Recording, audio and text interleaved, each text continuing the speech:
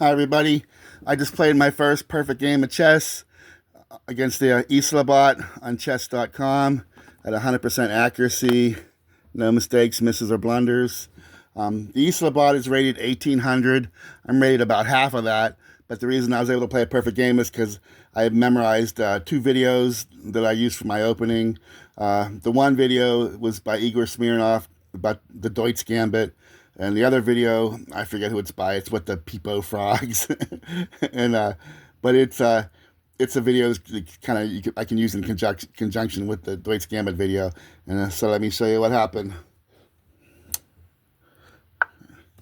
Okay, so that's the first move for my opening from these two videos, and then frequently my opponent will move this pawn out to counter that, and then I threaten that pawn with my knight, and then they frequently will cover their knight or cover their pawn, protect their pawn with that knight, and then I move my bishop out according to my opening, and then now if they were to move this knight out, then I would move this pawn up to do that gambit, and I actually don't know the name of that gambit. That was in the video with the peepo frogs, and I don't think they told me what the name of that is. So I guess this is some variation from the Italian game, I guess. But they did move the bishop out, and so the Deutz Gambit is still in play. So at this point, I'm post to castle, which I do, and then they move their knight out, and now it is officially the Deutz Gambit whenever I move my pawn out. So at this point, there's different lines, there's different things that can happen, and I have the different lines all memorized, depending on what they do, because they can take this pawn with that knight, or they can take this pawn with that knight, or that pawn with that bishop, or that pawn with that pawn. And again, there's different lines I've memorized for each of those contingencies. But I think, according to the computer, the best thing they can do is take it with their bishop, which is what they do. I believe that's their best move. And then I'm supposed to take that bishop with my knight, and then they take my knight with their knight. I think those are all these are all book moves still. I believe this is, like, so far their best line as well. So then I'm posting my bishop out to pin their knight. Now, what frequently happens is they'll then move this pawn out to attack the bishop. So I'll move my bishop back, and then they would move this pawn out to again attack the bishop. And at that point, I would just sacrifice the bishop and move this pawn up to here, threatening to take that pawn, at which point then that pawn would be threatening that knight, and this knight would be threatened by my queen with nothing to protect it. And so that's what frequently happens. And so, like I said, if they move that pawn out to move my bishop back, and then move that pawn out, then, like I said, I would move this pawn up. And then at that point, they could, like I said, they could either take my bishop, which would be fine, or they could, if they were dumb, they would take this pawn with that pawn, but then that would be dumb because then I could just take their knight. Or else the fun thing would be if they would take this pawn with the pawn that would be here, because then at that point I would sacrifice my rook, and I would at that point I would take the pawn with my rook and sacrifice my rook, and then there's like a whole different line that goes down, because if they would take my rook, then I would take their knight with my queen, and then, like, I would have this knight would be under attack from this queen and from this bishop, and this, like I said, this pawn would be gone. And so, there's like all kind of crossfire going on here, and there's and that's, it would be a disaster for black. But none of that happened. what they did instead is they moved that pawn out to threaten that bishop, and so I'm just supposed to ignore that, which I did. Again, it's recommending they move that pawn out, but again, I just told you, like, the Deutz Gambit has that that contingency covered. But so this isn't actually in the video, but I found out since playing a million games against a computer, they're just supposed to ignore that. And again, I'm just supposed to get that centered again. I'm just supposed to move that pawn out. And like I said, it says brilliant, but it's not really brilliant because I have that all memorized.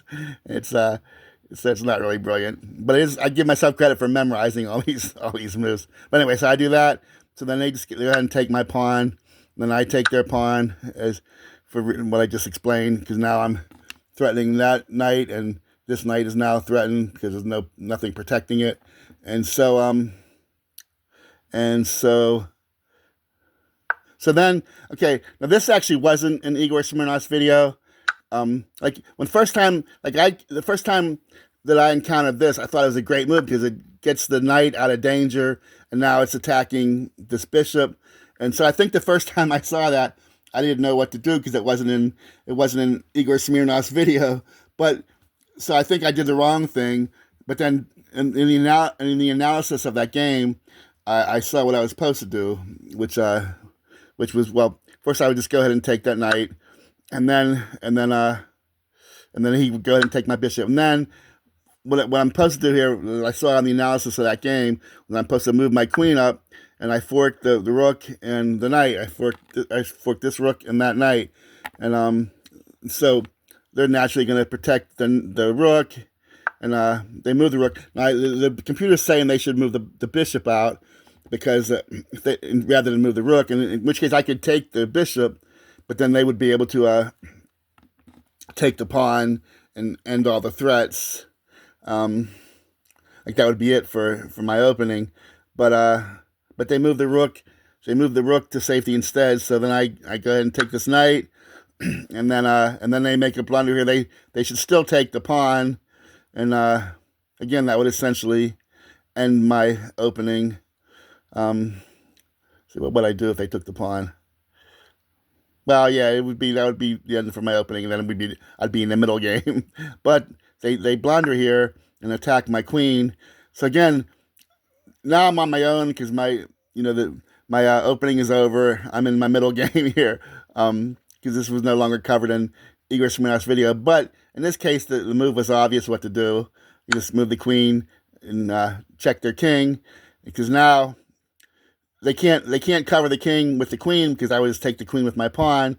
So all they could do is move so the game's over at this point. All they can do is move the king to safety, and then I take their pawn and fork their king and rook, and the game's all over. All they can do is just move their king there, and then I take the rook, get a queen, and it's checkmate.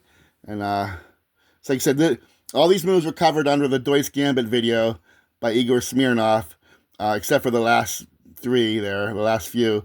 But those were all pretty obvious moves, even at my level. and so I got my perfect game. That's my perfect game. 100% accuracy. So thank you to Igor Smirnov, and I'll even thank the Peepo Frog people. I should have saw the name of that video before I started making this video. I'm sorry that I don't remember who put out that video, but they didn't tell me the name of that gambit either. So, but anyway, if I knew the name of that gambit, I could just tell you the name of the gambit, but they didn't tell me. But anyway, so that's my perfect game, and thanks for watching, and hopefully I'll get another perfect game one of these days and be able to show that to you too. So thanks for watching.